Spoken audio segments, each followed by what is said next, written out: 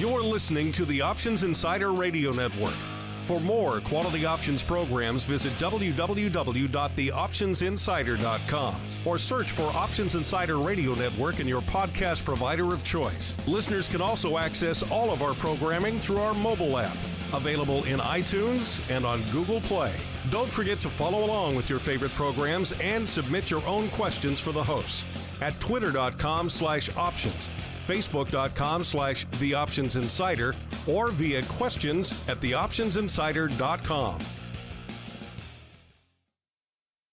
And now, it's time for the show that breaks down the options market, from unusual activity alerts to market analysis, strategy overviews, listener questions, and much more. If it involves puts and calls, then our all-star panel will break it down. It's time to hit the option block with your host, Mark Longo from the Options Insider Media Group, and co-hosts Uncle Mike Tussaw from RCM Asset Management, Andrew the Rock Lobster Joe Vanazzi from OptionPit.com, and Mark the Greasy Meatball Sebastian from OptionPit.com. And now, get ready to hit the option block.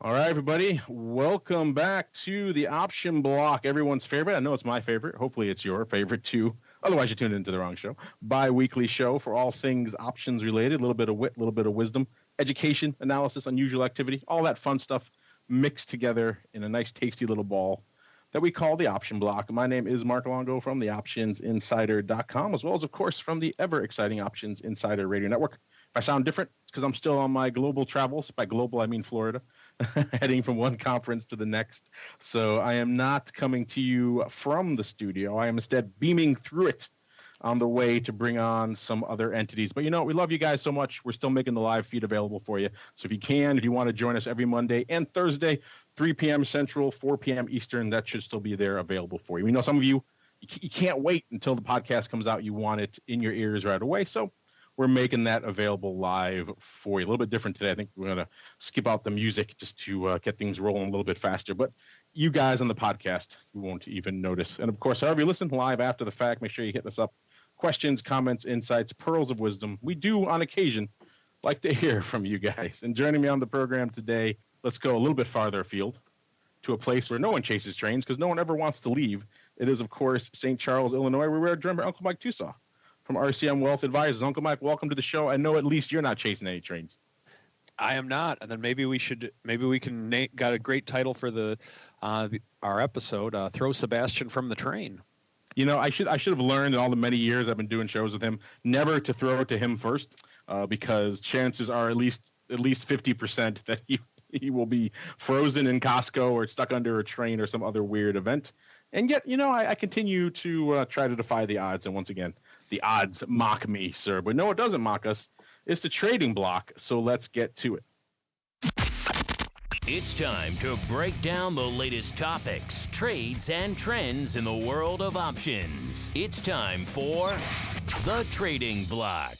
Like I mentioned, the trading block, of course, a portion of the show where we break down what the heck was going on in today's market activity. I was actually traveling from one coast of Florida to the next, so I only had time to do a little bit of tangential looking here throughout the day. A lot of talk, of course, I mentioned on the shows on Friday, coming out of the big CBOE Risk Management Conference last week. A lot of the talk of all things volatility and inverse volatility and all the debate and debacle therein. S&P up slightly on the day, pretty much.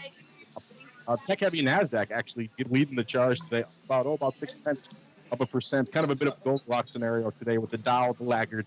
The 4 Dow, only down about third of a percentage point or so. Some people at the conference last week were debating what will come of GE, the last of the old school Dow names that apparently is perhaps not long for the Dow. What will the Dow be once all the old school names have been rotated through it?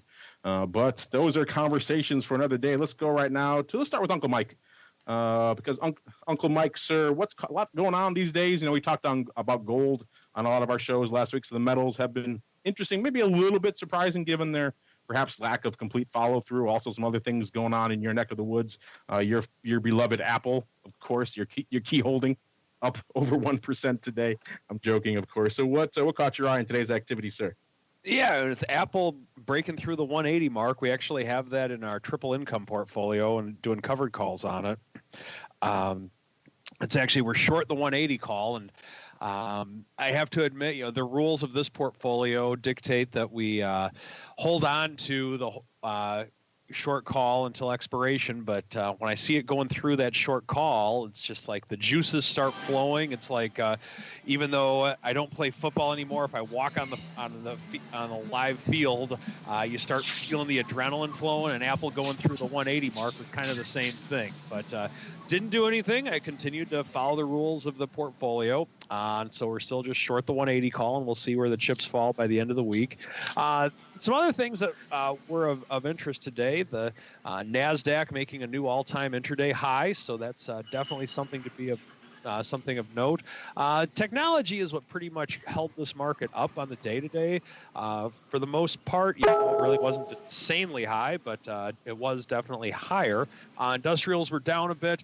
A couple other things with which I'm noticing in the news today, just throughout the day, it seemed like the big story is Larry Kudlow going to replace Cohn in the White House? And so that remains to be seen, but that seemed to be the big talking point today when Mark's buddy Kramer started talking about that a lot today. So that's something that could be a big news.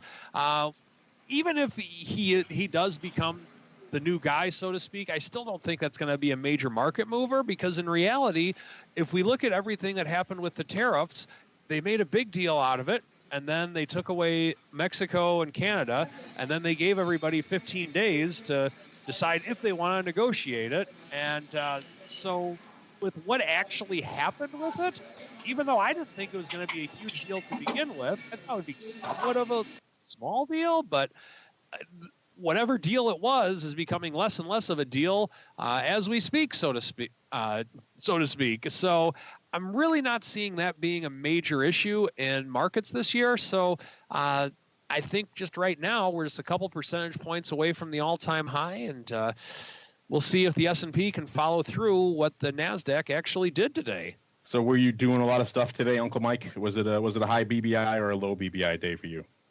Oh, I just watched it. I was just watching the all those call spreads that I was legging into for little or no money a few weeks ago that I talked about on the show. Those are might be coming to fruition if we get another 3 to 4% move over the course of the next 4 weeks, and there will be a whole lot of grinning going on, mostly by me, should such a thing happen.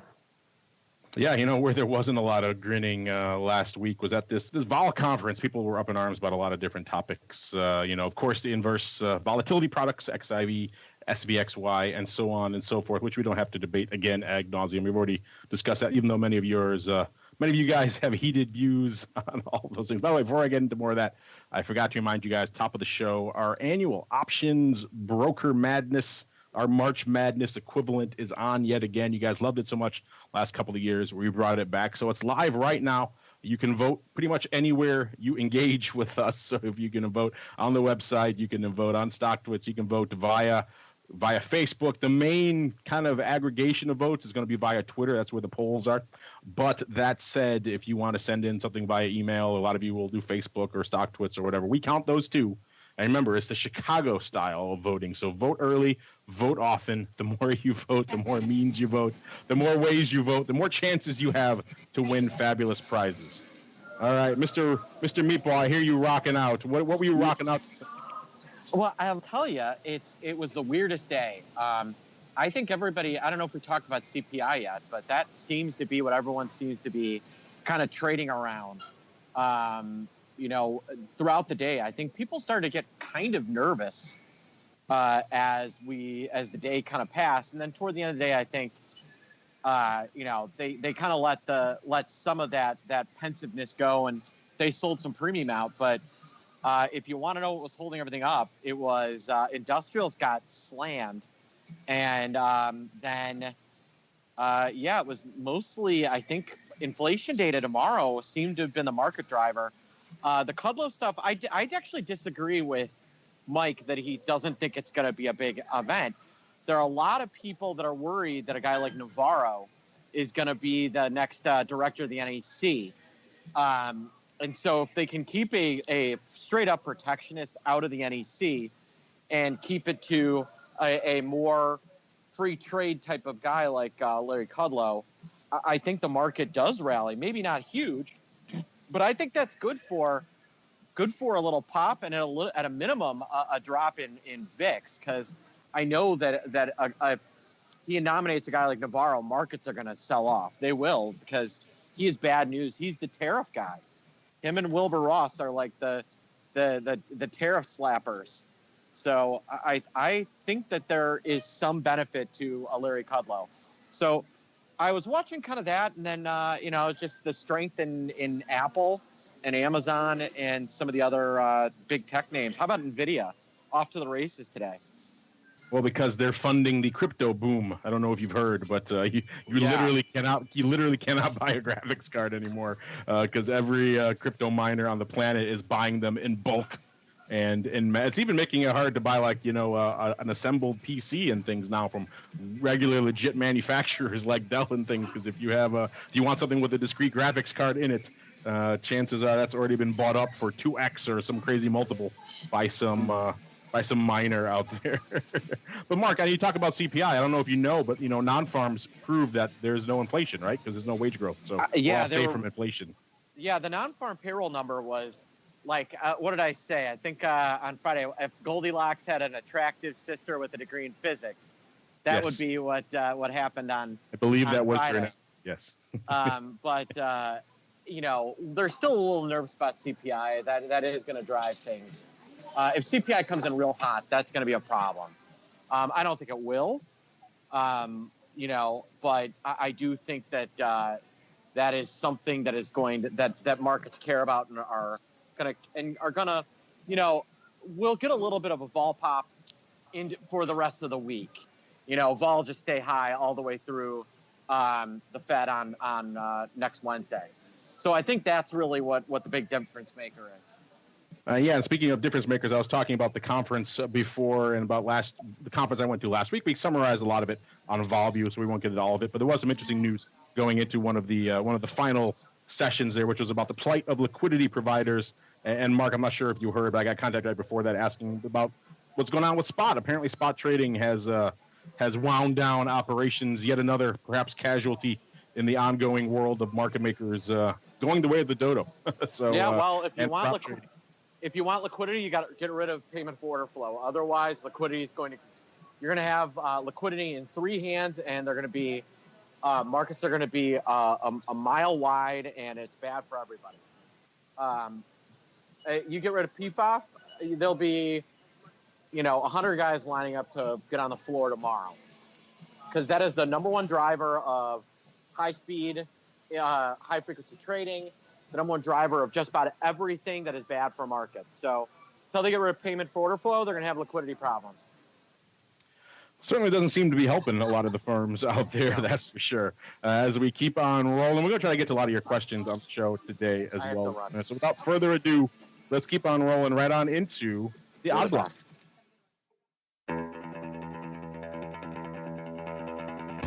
It's time to break down the most interesting, unusual, and downright questionable options activity that's been identified by theoptionsinsider.com. It's time for the Odd Block.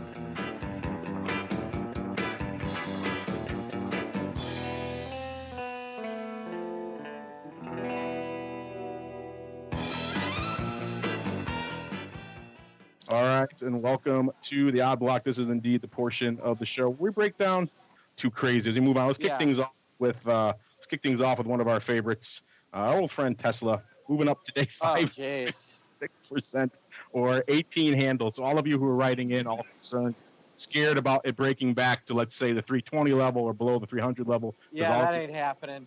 All of you and your mother are blasting out puts, so I guess you get a bit of a reprieve today. But wasn't speaking of puts though, people were trading the crazy puts out there in terms of the Jan 2019 and the Jan 2020 catastrophe, aka the 50 strike puts. 158 of the 50 puts in 2019 going up today. 36,600 of those open there. Even more interesting is the 2020 50 puts only doing 50 today, but there's 8,800 already. They just broke through the 8,000 strike 8,000 number of OI, I should say, on the last show. So pretty much since the last time we've gathered together, I'm trying to dig in and see when these things. Oh yeah, almost 1,000 of these. Almost 1,000 of these 2020 50 puts traded.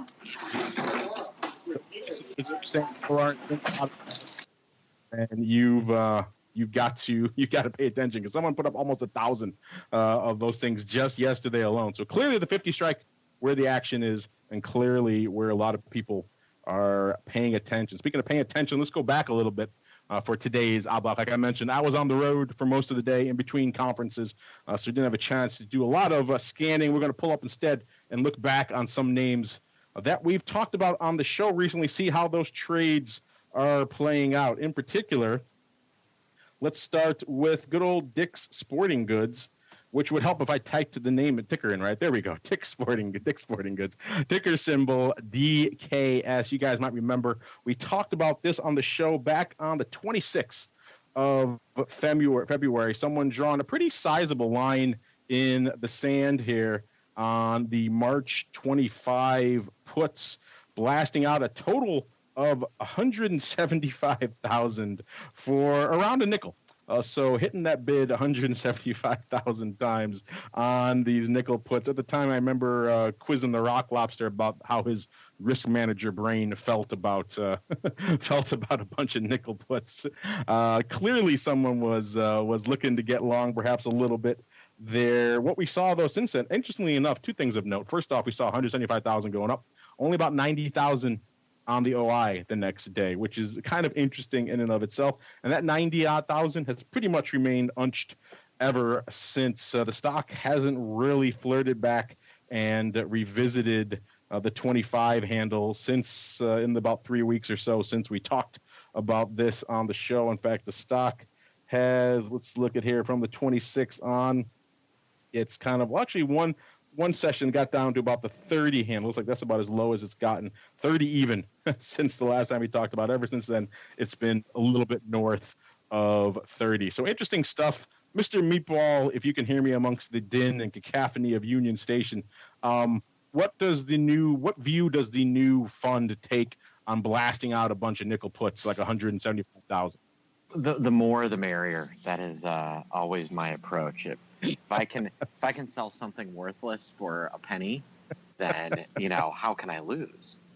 What would his risk manager call be like if you blasted out 175,000, or let's say 20% out of the money? He would be like, "Why didn't you sell 350,000?" Of course he would. That would be it. That would be his approach. So.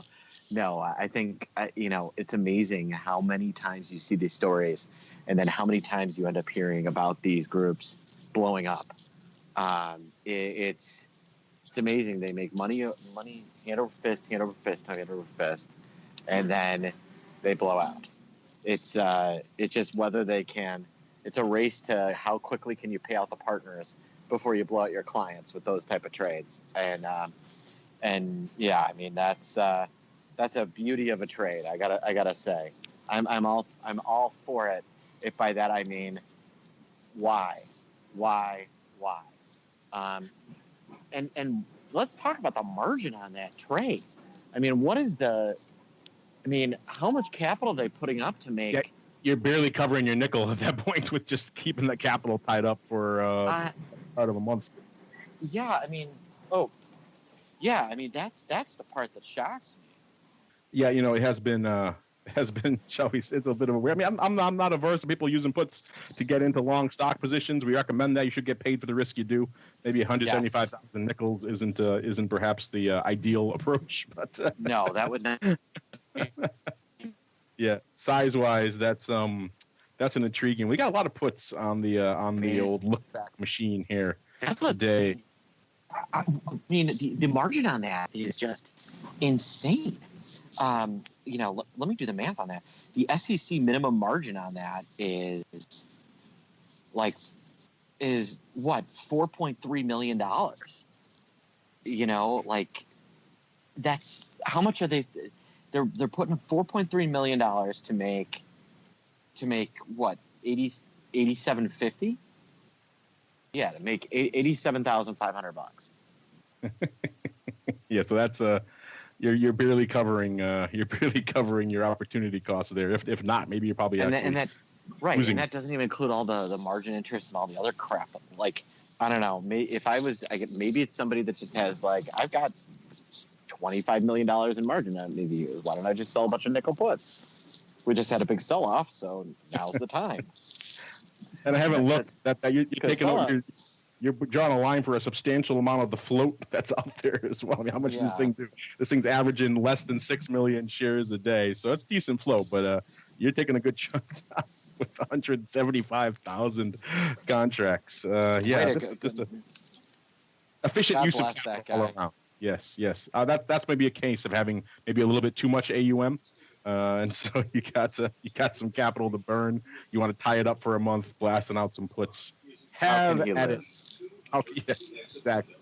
That's what some other firms recently who are no longer trading public said. How can you lose with a trade like this? And instead, unfortunately, they are no longer there. Let's keep the put train alive. Going out here next to another name we spotlighted recently. This is Johnson Controls International, ticker symbol JCI. Closing today up slightly on the day, right around $38.70. This is the name that does about 5,000 contracts a day. But what caught our eye, actually, was back on the 8th of January, so a little over 2 months ago now. We saw paper, looks like they were rolling for size at the time. We saw paper rolling from the Jan 39 calls out to the Feb 39 calls, doing it for 71 cents net on the spread to buy some more time on the Feb. We also noted back then in January that call volume was actually open back in November when the stock was right around 38.5, so pretty much unched from where the calls went up. And then we saw these things actually, stock actually since then did briefly tick up a little bit. Let's see, since then we saw this guy didn't hold on to these 739s very long. He turned around and dumped them out about a little less than 10 days later. For $1.68. So he put the spread on for, about 70 cents, and he took it off for $1.68. So not a bad little trade, a little more than 2x on these calls. So interesting that this guy see a little bit of a winner here. We also saw, looks like someone wasn't done with the 39 strike because later we saw someone coming in, picking up the 839. 43 vertical. This was on the February 9th. So after he took off his Feb 39s for a profit, it's like he came back in, probably the same guy. You never know, but probably the same guy doing the 839.43 vertical, doing it 5,000 times for looks like about 40 odd cents. He might have done total more than this on the day. This is 5,000 was the big print that went up. I think he might have did a total of 10,000 on the day. So he made some money, probably he about doubled his money on the Feb calls, and then decided to come back in for the party in April, which are still open, I believe. So interesting stuff there. Mr. Meatball, there are worse things than somebody who actually makes a little cash. In this case, instead of tying up millions of dollars for a nickel for a month, he's actually making about 2x his money. Which of these two trades would you rather have on, sir? Or perhaps we'll ask Uncle Mike that same question. Uncle Mike, you could blast out 1 million puts for a nickel, or you can double your money on a call vertical. Which one do you want to do? As tempting as those nickel puts sound, I think I'd want to go with the vertical. It's funny. Sometimes I've actually heard people say, well, I was going to put this in as a limit order anyway on the stock, so I might as well just sell the put for a nickel and get paid to do the limit order. And I think there's times to where a limit order is better than selling a put, and it's a different answer for every situation, I must say. But when selling a put for a nickel, I think you're better off just letting a nickel or letting a limit order sit there if you really want to get in at that specific price. It might be a good idea for a strategy block down the road, because you're right. Sometimes I'm with you. Usually 90% of the time, you want someone to get paid for their limit order. So do it, to get paid for that is always a good thing. Usually preferable. A nickel, 170,000 times, I do get a little concerned about that one. So that might be a good strategy block down the road, Uncle Mike, of when to blast out nickel puts and when to just work the limit order in the stock. There you go. See, I'm doing your work for you for future strategy. I am inspired. Block. Yes. let me keep the put inspiration rolling with our final name here. Also from January 8th, we got some protective puts that were put on back on January 8th. This is I got to pull up the ticker here. Oh, yeah, this is in our old friend Western Union, ticker symbol WU. I don't think we talked about them since these puts back on the show on January 8th. W closing today, $20.13, pretty much unched on the day. It's the name that does about 2,200 contracts a day. Today, doing pretty light, only 270 contracts, 1/10 of that going up today. But what we profiled back on the 8th of January was, like I said, some size protective puts. We saw about 13,000 of the Feb 21 puts lighting it up, lifting offers and going through the offer back on the 8th. Looks like we also kind of legged into some other legs to help finance those puts, selling some smaller lots of the Feb 19 puts and also the 23 calls. So a bit of a put spread with a call kicker, I guess you could call it. There looks like about 2,000 of each of those after doing about 13,000 of the Feb 21 puts. And it looks like, again, these puts are off the tape as well. But this one was a little bit of a rockier road here in terms of what our friend was up to. He put it on the 8th, and that 21 strike almost immediately got challenged. It broke through it again about a few weeks later. Got as low as 1881 back in the 8th of February. So actually 1855 on the 9th. So exactly good time. So that maybe this guy was a little bit pressured when it came to his spread. Also got right down to the bottom side of his short strike there on the puts. So perhaps a little bit savvy on this. I don't have the exact line numbers for when it closed, for when exactly he closed these bad boys off. That was then I was on the road most of the day, so I didn't have a chance to dig into that final leg. But it looks like our friend here, Mr. Meatball, was a little bit savvier than most. Actually put on protection when he needed it. It came in handy. It was, what do you think about puts that work in your favor? How does that sound to you? It's called hedging, and it works sometimes. A lot of times hedging doesn't work, and people are like, oh, well, that was a bad investment. Well, no, probably they're still happy. But sometimes hedging works, and then it makes you look like you're smart. And so this person who hedged looks smart. That was, I would say that good job, smart guy. That would be my top thing that I would say about this person. That should be the slogan for anyone who advocates hedging. Hedge your portfolio. Look smart. But that then, really should be. Like, yes, there you go. Stop being stupid and hedge. I love it. There you go. Uncle Mike, we give you free slogans all the time here on this show. I should really send you a marketing invoice one of these days because we are kicking it out of the park for you these days. Speaking of kicking things out, we're actually going to do the opposite of that now. We're going to welcome all and sundry because it is time for a little bit of the mail block. It's time to take your seat on the All-Star panel as we read your emails, tweets, Facebook messages, website comments, and much more. It's time for the Mail Block. All right, everybody, welcome to the Mail Block. Like the man said, this is the portion of the show where we break down your questions. Hopefully some are answers. Like I mentioned at the top of the show, Broker Madness, Broker Palooza is on now. It starts today. It goes through, I think, the beginning of April. So you got some time. We're pitting all of your favorite and perhaps your least favorite brokers against each other in one-on-one battles to the death. 16 enter, but there can be only one. So make sure you vote for your favorites or vote against the ones you don't like. We won't hold it against you. Maybe you do a little bit of both. Maybe the better tournament would be to play like which one's the worst, so that brokers can't stack the deck and try and get everyone to vote for their brokerage. It'd be pretty impressive.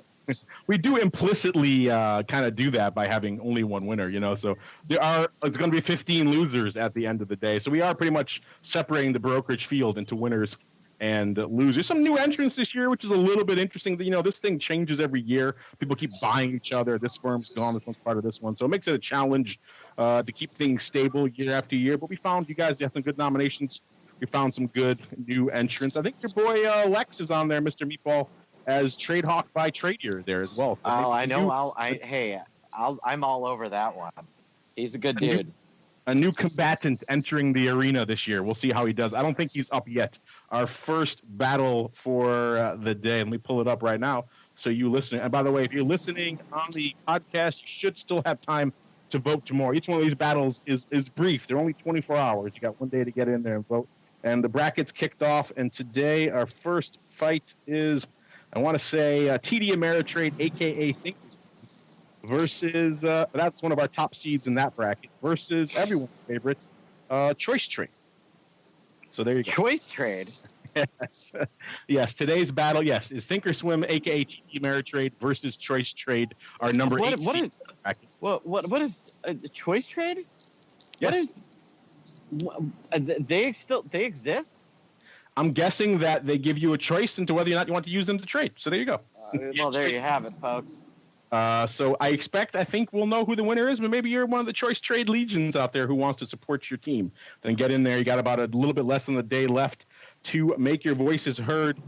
Following up on that, we're going to have the old legacy OX platform, a.k.a. Schwab, taking on the new entrant of Tastyworks, folks. We got actually a couple new entrants. We got Fidelity versus Robinhood, who's still kind of in early. So that should be kind of interesting.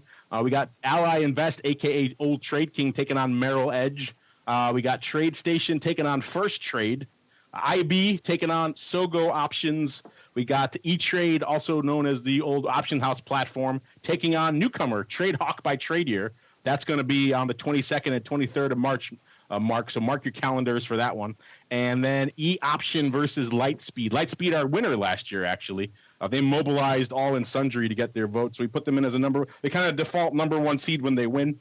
So they're number 1 taking on E-Option. That's going to be on March 13th. That's coming up tomorrow, actually. So the Lightspeed boys next on the deck. But today it is TD Ameritrade, a.k.a. Thinkorswim, versus Choice Trade, which is interesting stuff. I'm trying to read what they got submitted. Someone's saying they made $110,000 this morning, and I'm not sure. It's actually Henry. I think Henry submitted this. By Flopsy123.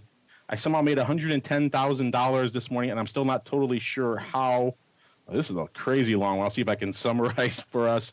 Yesterday's person sold the 266 half, 266 put spread for a 2-cent credit 1,000 times. They're doing size for someone who doesn't know what they're doing. At 414 or 415 before the options. This is in SPY. The option must have dipped below the 266 half because I woke up the next morning before the market opened and I saw my balance up about $140,000. I thought it was a glitch, but then looked at my portfolio and saw what happened. For some reason, I was assigned 803 of the 1,000 put contract. I sold 86,300 shares of SPY, which is worth about $23 million. I only had 50,000 in my account, so I started panicking, wondering if E-Trade would liquidate me. Wrong. Hoping the sale would go through. Put a limit order, hoping the sale would go through immediately. After putting in the order, a message popped up saying my order would be put through when the market opened. Blah, blah, blah, blah, blah. Something about after hours. Anyway, I was staring at my phone screen until 9:30. The market opened. Immediately, about half of my shares sold for $268 each. The market seemed to be dropping, so I lowered my limit for the rest, $267, and the rest of them sold for that price.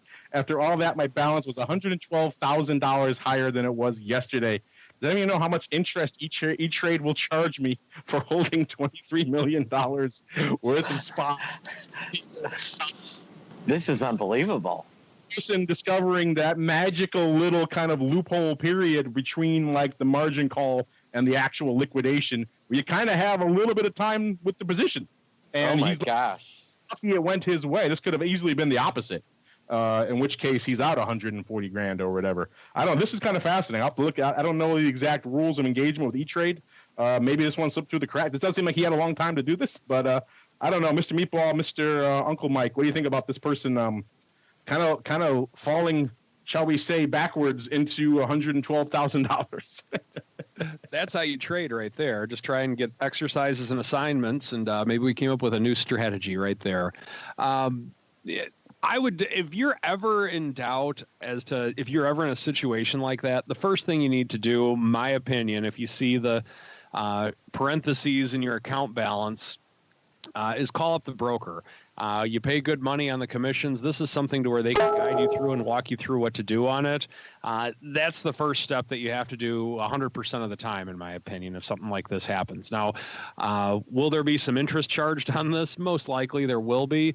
And will you get to keep this 112,000? I have no idea, because this is something that situation that I've never heard of before. But is it possible? Yeah, it's definitely possible. But I would definitely call the broker and work with your broker on getting this taken care of, because this is not something that they're going to just forget about. They're going to, for something this large, they're going to address, and I would recommend just getting on the same page with them as soon as possible. I've heard a lot of people floating before for this kind of couple hours there and taking the position, making some money, and then closing it out because they don't have the capital to actually buy it. But I've never heard of this amount, 23 million worth of SPY. That seems to be a little bit more than usual. Usually it's like, you need to put another 10 grand, 20 grand in your account, and they give you a couple hours to float on a bit. But I don't know, Mr. Meatball, this sounds like this might be one of your students here. Getting a little bit of the luck of the Irish ahead of St. Patty's Day. I mean, that is an incredible story. You don't hear a lot of stories like that. That is just phenomenal. Like, wow. I don't know if there's a lot more to say than that, other than wow, and sun shines in a dog's hindquarters every now and again. That was very lucky. I'd say this guy should buy a lottery ticket, but he kind of already did. Yeah, what he should do is withdraw the $116,000 that he made and take that out right away. Move into a different brokerage firm. Make them come after you for that money. Don't make it easy for them. Take that out forthwith, and then let your lawyers deal with it over the next 6 months or year or so. Chances are you still keep a good chunk of it. If you leave it in there, you may have to claw it back from them, and that's a different battle. And yes, it is. So, I would be moving money out next day. Put it out right now. All right. Let's see. Otto. I like this name. Otto Herman Kahn. Sounds very German. Hello, sir. Well, hello. I hope you're having a great day. Well, thank you, Otto. I hope you are as well. He goes on to write, I have a question you might be able to answer. If I buy an in-the-money put and an out-of-the-money call with the same expiration date, what would this strategy be called? I see. So he's trying to take the traditional strangle, usually out of the money on both legs, and he doesn't reason why, but he wants to make the put in the money. Maybe he's got some stock. He wants to really get that hedge on. And in the money, one leg in the money strangle. I'm trying to think. I don't know. Anyone have a good name? Straddle. A straddle. Well, yeah, technically, yeah, but I mean, that's all it is. I mean, it's a straddle with a ton of delta. But you could basically call it like a hedge kicker. Where he's basically hedging himself against losses. But if he's wrong and the thing explodes higher, he's, hopefully more than paying for his losses on his hedge by the calls. I mean, it's you something like that, like a kicked hedge, but it's all all it is a straddle with a ton of stock exposure. That's it. I mean, you can come up with a clever name if you want, but let's call it spade. Funky short delta strangle, out of the money strangle with a call kicker. Yeah, it's just a ton of it's a long put with a call kicker. You think it's short stock with a call kicker, whatever you want to call it. But basically a short position with long calls. Uncle Mike, you got any fancy names for this one? The Seabass Panache. Interesting. My ring actually like this one. I don't know if you're a big fan of in the money puts, Mr. Meep. Are you a big fan of deep in the money puts? No. Doesn't sound like much of a Seabass style of trade, but you never know. Yeah, no. That's a good name for it. I like it. The Seabass Special. Let's call it that from now on. The Seabass Special. It's either that or that one someone sent in last week with the Iron Condor without the leg on the bottom downside. Either one of those is Seabass Special. I mean, it's like what is the deal with people sending us insane trades? That's kind of the fun. they take us off the deep end and beyond. We got more. Let's see. We got a bunch of questions. Let's see. I'm gonna try to get to a bunch of them today. Some people saying I might be breaking up. I am on the road outside the studio these days.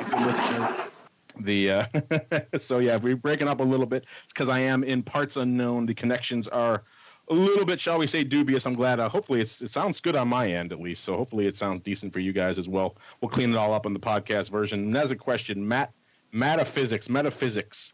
Okay, so I haven't messed with options in a while now, and I'm trying to relearn strategies. So if expecting this is a lot of interesting grammar here. So if expecting a vol contraction in an underlying with a high implied vol, the strategy is what?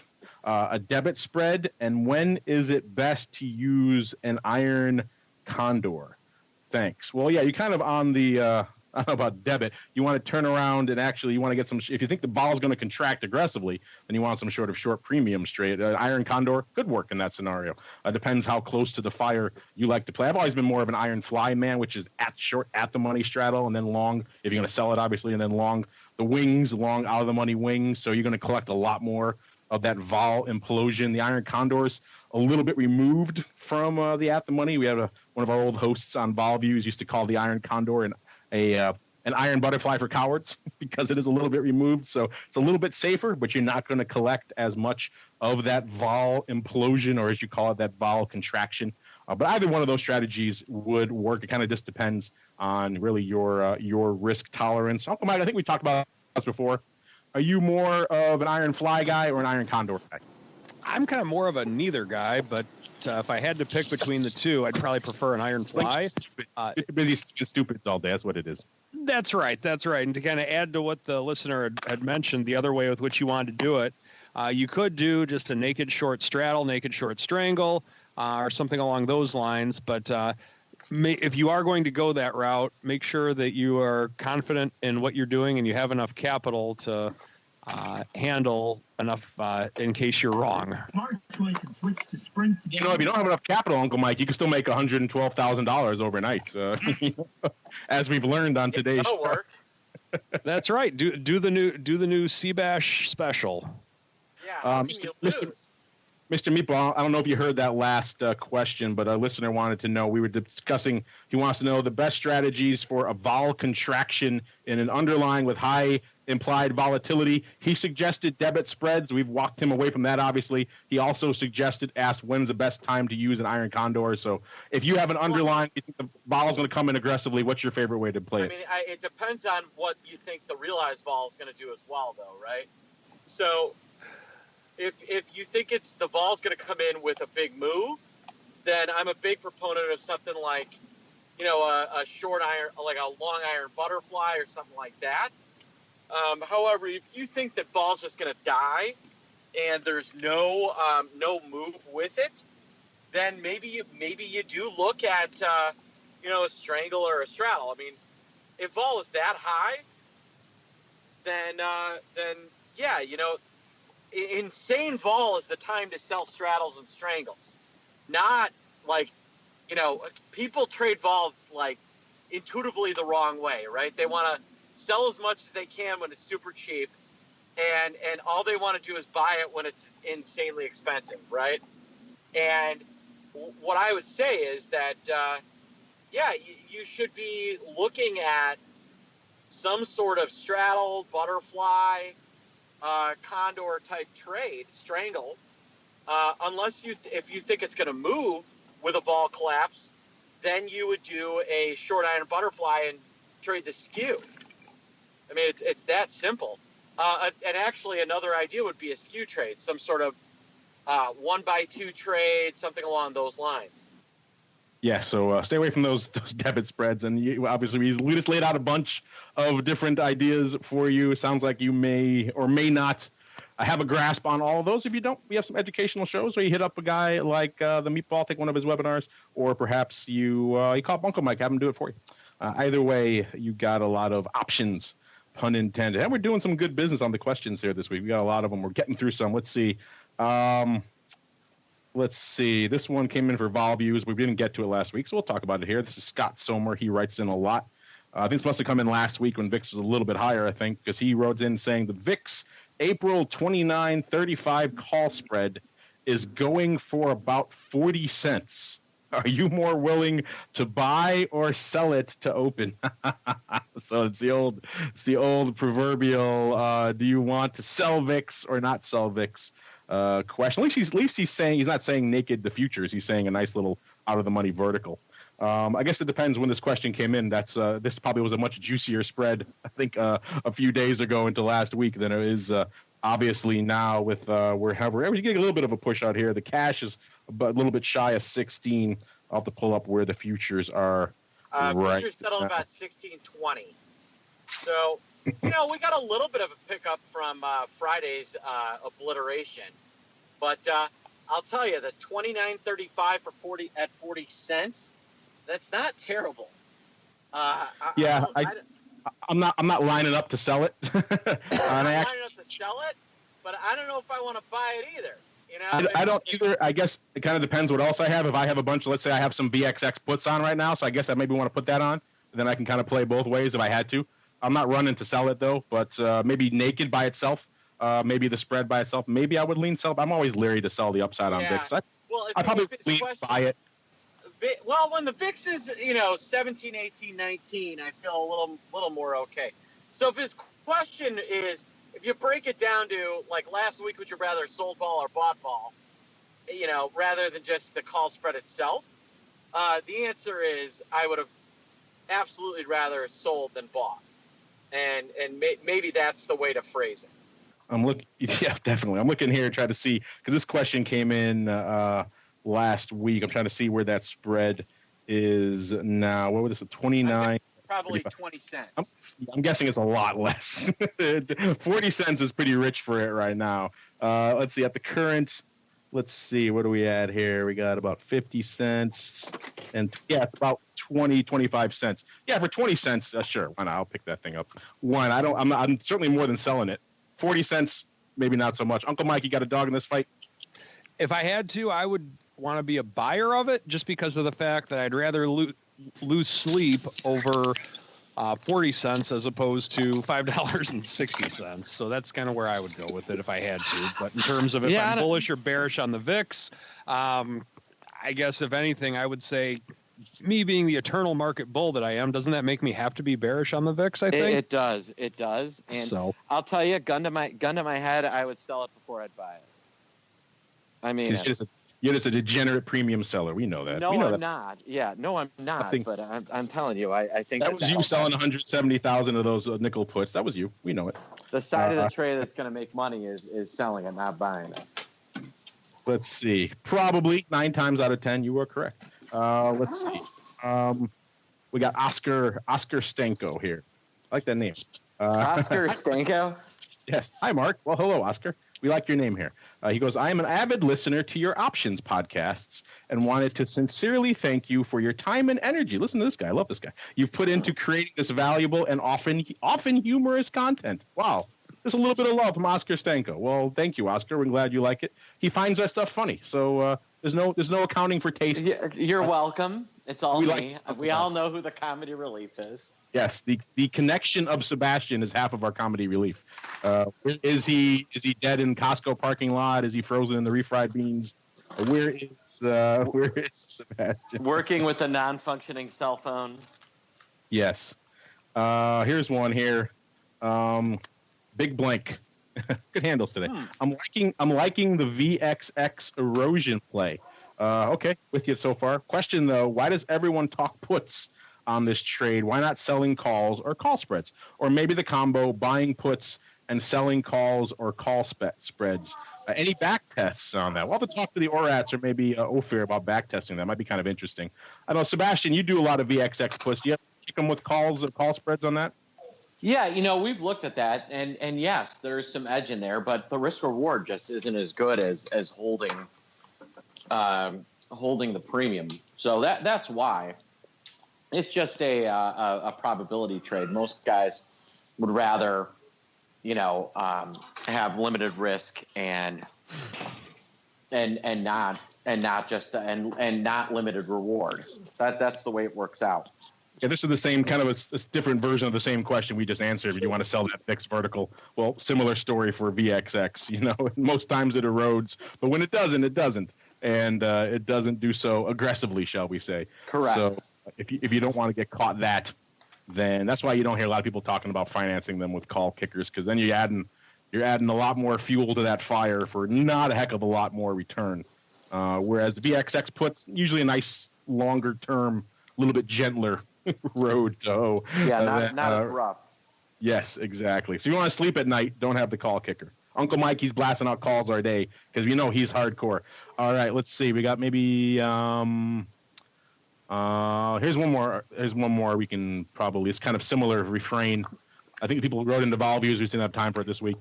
This is LNC. He wants to say, he says, SVXY calls suck now. Well, yeah, that's true. They do. Yes. Goes on to say, what about selling the puts? Is there any juice in those, or have they been drained as well by the bid redo last week? Well, that kind of sucked all the juice out of everything. If you saw the numbers, I think it hit a 52-week low from just front month at the money vol after that was announced. So there's not a lot of juice to be found anywhere. I haven't had a chance to price up SVXY puts. I'm guessing, Mr. Meatball, not quite juicy. I'm going to pull them up right now. You got any thoughts on SVXY puts?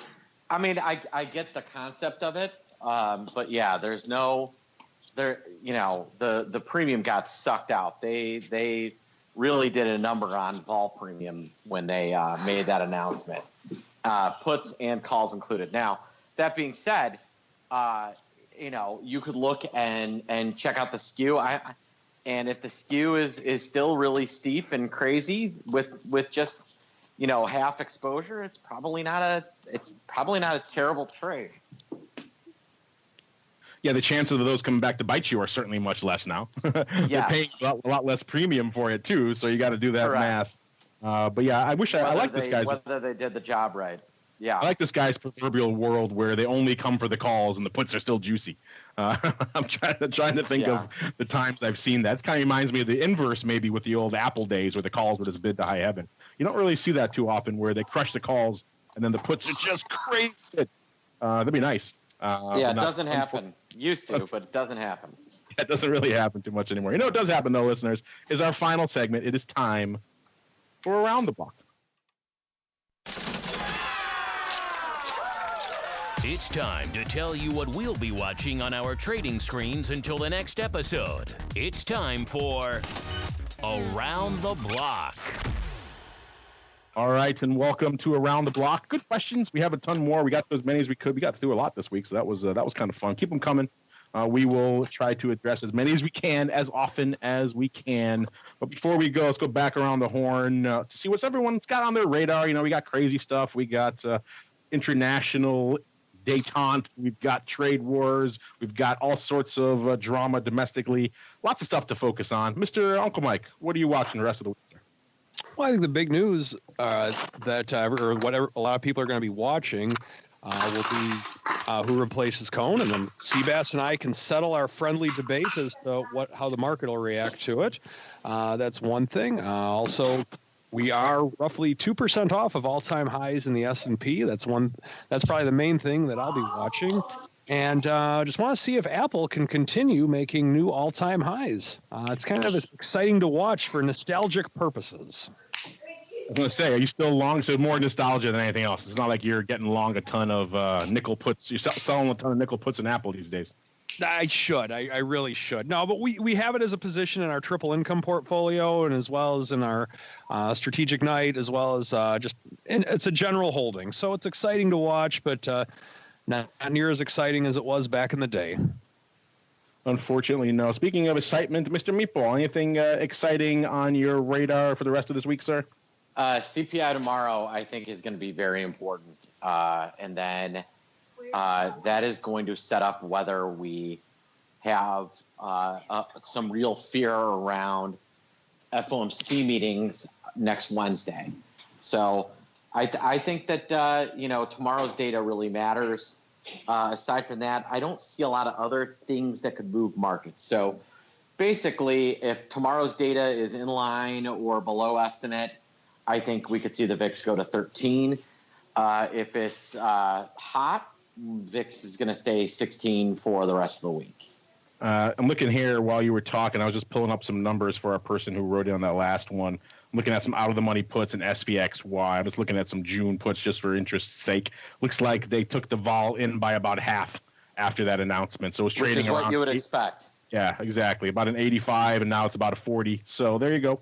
Not at quite the juicy palooza perhaps it once was, but still a little bit of juice, not much. You got to decide whether that juice is worth the squeeze for each of you out there. But then again, we also say it's probably the chances of revisiting those strikes certainly much less than they were a few weeks back. All right, that's going to do it for another mobile on the road edition of the Option Block. We got to get out of here before Sebastian gets killed wherever he is there. Someone sounds like my mute decided to... Look at this. I'm talking. Now your mute works? Now your mute works? Yeah, it suddenly started working. Now that's where perfect. This gets to the comic relief that Oscar was writing in, I think, before about why our shows are so funny. It's half of the humor comes from, can Sebastian make his devices work? So before he gets knocked off, Mr. Meatball, what is cooking in the land of the pit and other products and sundry? Yeah, we're wrapping up our early round fundraising for Carmeline Capital's Broad Cap Hedge Fund, our smart way to trade the S&P. And yeah, aside from that, we are going to be doing a webinar on Thursday, April 15th on weekly options at Option Pit. And go on Twitter, follow me at Option Pit, and you'll get a chance, or check out our blog. There you go. Check it out, listeners, if you have not done so already. And Mr. Uncle Mike, if I'm just I want someone to do all this stuff for me. I'm tired of figuring out the iron condors or the iron flies or all the other stuff, or if the puts in SPXY are juicy or not. Where should I go? What should I do? By all means, please call me. We actually work with a lot of people who want to have a little bit of an option twist in their long-term portfolio because, well, let's face it, options are really cool. And if you're interested in such a thing, feel free to contact me. Also, tomorrow night, Tuesday night, the 13th, we will, if you are in the St. Charles area, we will be having our investment club. We'll be talking about 1-by-2 ratio spreads. So give me a call or shoot me an email if you're interested in either of those things, 312-212-3531, or shoot me an email at mtosaw@rcmfs.com. There you go. 1-by-2 ratio spreads, a little Skippy's, Euros, and lemonade. How can you go wrong with the Uncle Mike Options Club? By the way, Uncle Mike, maybe blasting out nickel puts. Maybe that's a nice little subject there as well. When to blast and when not to blast. How about that? I love it. I love it. There you go. We're doing all your work for you. And on behalf of Uncle Mike and the Meatball, who I believe has collapsed somewhere in Union Station, and indeed myself, I want to thank all of you out there in the listening audience for downloading and streaming and subscribing to the show. Of course, sending in so many questions. We tackled as many as we could fit on the show today. We'll get to more. Don't worry. Keep them coming. And we'll see you back here on Thursday for more of The Option.